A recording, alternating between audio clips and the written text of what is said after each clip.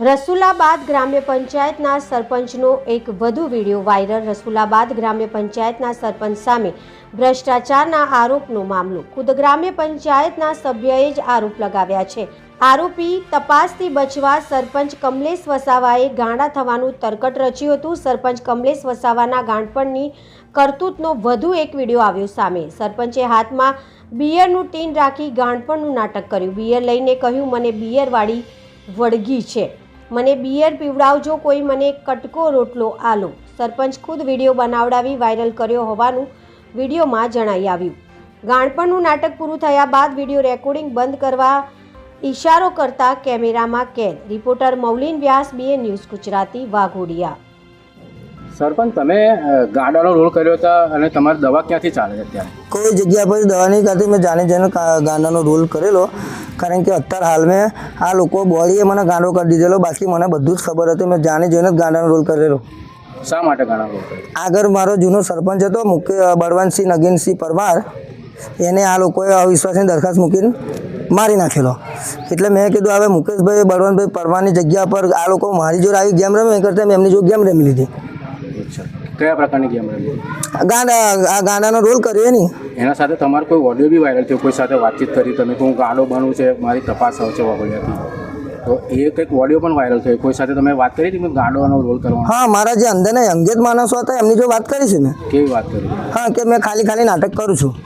હા, એનું કારણ શું હતું? એનું કારણ એ કે આ લોકો એવું કહેતેલા, 6 નંબરવાળા જે 6 સભ્ય એવું કહેતેલા કે તને આ મહિનામાં સસ્પેન્ડ કરી દઈશું। 29 તારીખ છેલ્લી વોર્નિંગ આપી દીધેલી મને, તો મેં એમને વોર્નિંગ એ આપેલી કે તમે તમારી 29 તારીખને મારી 15 તારીખ પહેલાં કોણ સસ્પેન્ડ થાય છે દેખી દો। એટલે પછી મેં ગાંડાનો રોલ ચાલુ કર્યો।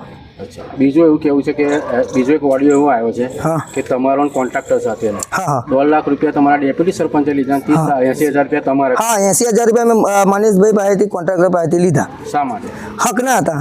કેવા કામ કરેલું અને મનીષભાઈ પાસેથી બીજા ઉછીના લીધા। મેં મારી બાઇક ગીરવે મૂકેલી, પ્લસ કે મારા હપ્તા હતા ને એ ભરવા માટે મનીષભાઈને કીધું પછી મેં તમને પાછા આપી દઈશ। અને 1.5 લાખનો બી એક તમે આક્ષેપ અંદર? 1.5 લાખમાં એમાં એવું છે કે ડેપ્યુટી સરપંચે લીધા, સરપંચ નહોતા। એમાં 1.5 લાખમાં હતા મિતેશભાઈ પ્લસ નગીનભાઈ પ્લસ મફતભાઈ। એ શાના માટે? એ 1.5 લાખનું કબૂલ મિતેશભાઈ મારી જોડે કર્યું કે મેં 1.5 લાખ અહીંથી આવ્યો અને મિતેશભાઈ નગીનભાઈને આપ્યા અને મફતભાઈને આપ્યા।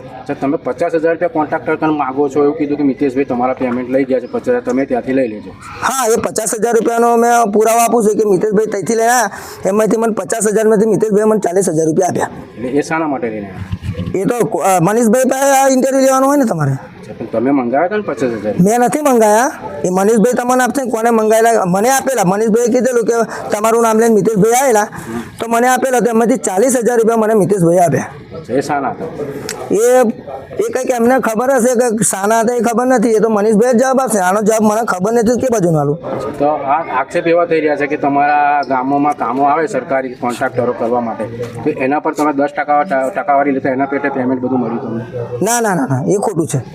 એવું કહે છે ને કે અંદર ઓડિયોમાં એવું કહે છે કે તમારા 4 લાખના કામો થયા છે અને હજુ જે તમારી ટકાવારી તમે 2,30,000 મારી તમે ઉપાડ કરી ગયા છો, તમારા આટલા પૈસા થયા, હજુ મારા આટલા પૈસા લેવાના બાકી। હા, તે મનીષભાઈ જવાબ આપશે ને, એમાં તો હું જાણતો નહીં, તો હું કે બાજુનો જવાબ આલું? તો તમારે ત્યાં કોન્ટ્રાક્ટર કોણ કામ? કોન્ટ્રાક્ટર પ્લસ કલ્પેશ પટેલ રવાલનો અને મનીષભાઈ 2 જ જણ।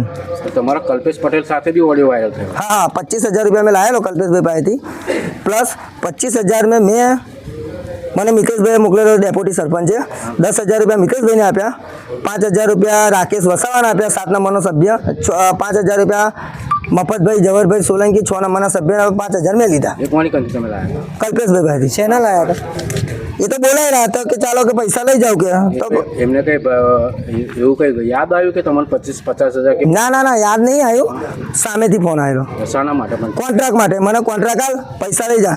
તો મેં મિતેશભાઈને પૂછ્યું ત્યાં કે લઈ આવી, પછી આપણે આપણી રીતે હું પહોંચી વળીશ, તો પછી એમને મેં પૂછીને ગયેલો, એ મારી પાસે પુરાવા છે। ઓકે।